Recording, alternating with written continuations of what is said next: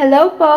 For this video, tuturuan ko po kayo how to style your scrunchies. Applicable po ito sa ating ponytail scrunchies at itong aking hawak, yung hair clip scrunchie.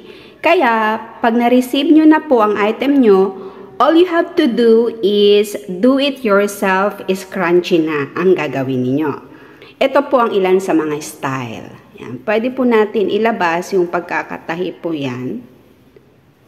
Okay, dyan po natin itahi. Ilabas and then, pwede pong ipa-zigzag natin.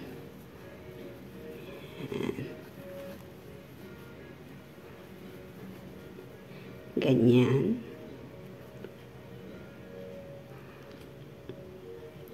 And, sa iba naman, kung plain lang ang gusto ninyong style, pwede naman siya. So, magiging do-it-yourself scrunchie na po ang mangyayari niya.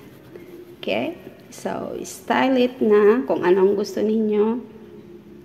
Very big and vibrant po ang mga color ng scrunchies natin. Thank you for watching. Avail your scrunchies now.